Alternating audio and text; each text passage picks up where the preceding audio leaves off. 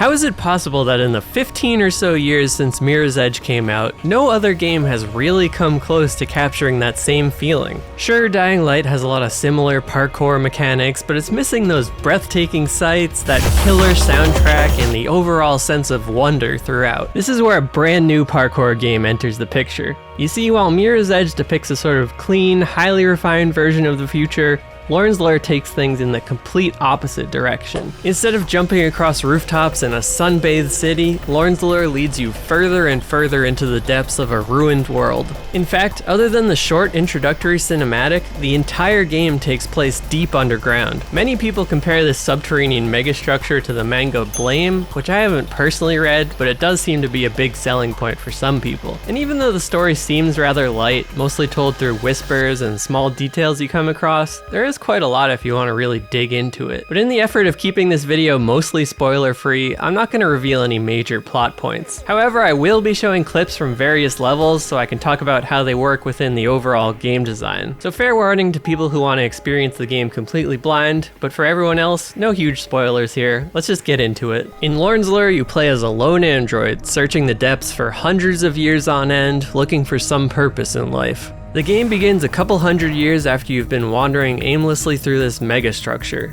You witness some kind of glitchy bird, perhaps an owl, although it's hard to make out any definite shape in its formless mass. And with no real goal or purpose, you decide to just follow it. And for the remaining 8 or so hours of the game, you chase this bird through countless environments further and further into the depths. Along the way, you use a variety of tools and abilities, from climbing picks to air dashes and even a grappling hook to overcome each new environment. You're constantly reminded that you aren't intended to be here, and there is no clear marked path to your destination. This is a huge deviation from the yellow paint-laden AAA games of today, even if it means you're going to spend quite a lot of time in this game lost and trying to figure out what to do next. There is a hint system that gives you a general direction to head towards, but it's still up to you to find a viable route to that destination. So, for the most part, you have to make your own way, taking leaps of faith through the rubble and often failing in the process. Thankfully, the game has a very forgiving checkpointing system that lets you quickly restart from a nearby platform anytime you plunge into the abyss. There are 8 main story levels to explore, not counting bonus content, and each one is very close to an hour in length, depending on how quickly you can navigate through them. While I did enjoy the various challenges and environments the game threw at me, I did feel like some of these levels dragged on a little bit. You see, while each level introduces a new mechanic either at the start or around the midpoint, you're not really encountering much new stuff in the remaining 50 minutes or so.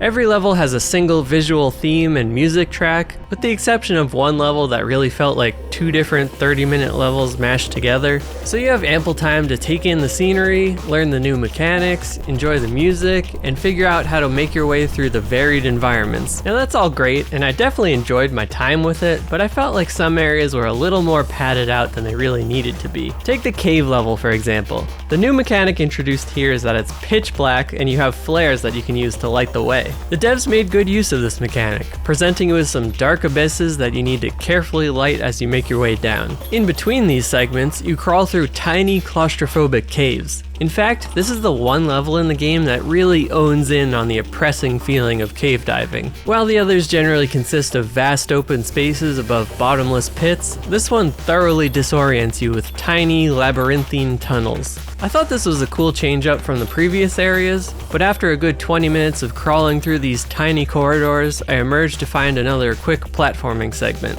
However, instead of the level ending after that, I was put back into another series of caves, stumbling my way through the dark for another 20 minutes or so. It's like, okay, I see what you're going for. I enjoy the mild horror and the novelty of these cave segments the first time around, but I really didn't need to do it twice. But hey, I might be the outlier here. I'm sure some people will enjoy these really long levels because it gives them more time to experience this strange world. And I'm also sure this game is going to be a hit with speedrunners who will undoubtedly finish these massive levels in a matter of minutes. But I would have been perfectly happy if they trimmed just a little bit of repetition off some of these levels. Regardless, I had a great time puzzling my way through every last jump, climb, tic-tac, and grapple I made towards my goal of following this strange, glitchy bird. The wide variety of levels was great to see, and I was genuinely awed by a few vistas I happened to come across. I mean, when an indie game inspires me to take screenshots of the environment, you know they're doing something right. Lorn's Lure really succeeds in selling the overwhelming size of this megastructure, making you feel pitifully small in comparison.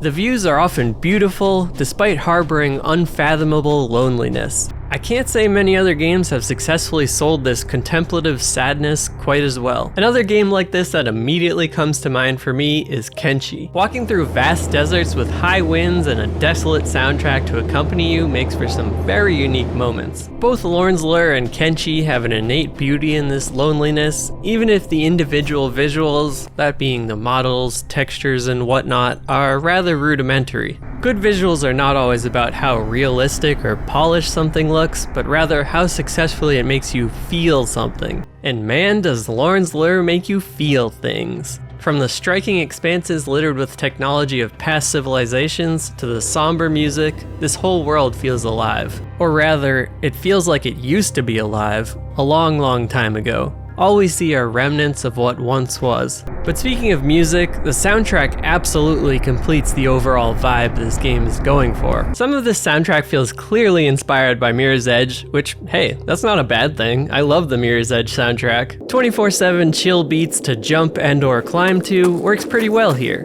but some levels take the music in a completely different direction. Take for example the underground cistern level, a huge breath of fresh air immediately following the cave level that I mentioned earlier. This one features a light ambient track with some slight vaporwave undertones, which perfectly matches up with the visuals on display here, particularly that retro water shader. It might not work for everyone, but that strange sense of nostalgia for games long past hit me pretty hard here. Plus, the mechanics in this level are super straightforward. Make it down the long cistern without falling in the water, using whatever tools and path you decide. It's a great breather after such a dark, claustrophobic level, and it might just be my favorite level overall for its simplicity and aesthetics. But every level has some incredible sights and difficult traversal challenges to overcome. I think it's fair to say that this game is pretty hard. You're gonna spend a lot of time lost. You're gonna spend a lot of time falling and failing and stumbling and cursing the mechanics and everything about it. But if you have the patience to stick with it, I think it's quite rewarding. However, since I just went on about my favorite level, I think it's only fair to talk about my least favorite as well. The second level, where you have to make your way up and down multiple structures to do a fetch quest for a robot, is probably the weakest point of the game for me. At a glance, this level isn't poorly designed, or anything so immediately obvious. It has some unique aesthetics, and the up and down nature of it works just fine. What makes it frustrating is the large amount of backtracking you're forced to do, which easily takes this from a clean 30 or so minutes to a solid hour of seeing the same content multiple times. Each step of this level is designed so that you go to a point, collect something, and then need to return it somewhere to progress to the next step. Sure, you're probably going to be a little bit faster coming back, but you're still spending at least a third of your time in this level simply backtracking. And I wouldn't even mind it too much if the level wrapped up after you restarted an elevator and returned to the robot at the beginning. But instead, the robot tells you to repeat the path you just took to get down to the elevator in the first place, which is a solid 15 minutes or so, just to continue on from there. However, in the grand scheme of things, I think these are all minor gripes. I wouldn't expect an indie game made by mostly one guy to be the most polished thing ever, and like I said before, this game is gonna make you feel some things, which is pretty high praise for an indie game. It's not just about the fun mechanics or chill music or nice environments. You're gonna be thinking about this one for quite a while after you're done playing it. And I'd just like to say, hey, that's pretty cool. Great job, Rebecca, and everybody else who contributed to this game. You know, it's kind of funny that two games I've developed in the past, Heliophobia and Ad Infernum, also feature underground megastructures for you to explore and climb around. Granted, those are horror games and not really focused on parkour, but clearly we have some similar interests. Regardless, I think it's pretty obvious that I'd highly recommend this game to anybody who likes Mirror's Edge, or Blame, or spelunking, or parkour, or any similar interests. But even if you aren't into any of that stuff and you're just interested in weird, highly memorable experiences, this one might be worth checking out. Anyways, this game just came out, so I'm very thankful to the devs for sending me a pre-release key so I could actually finish a video in time. I covered the demo a long time ago, and even back then I knew it had some promise. So now I'm interested to hear what everyone else thinks of it.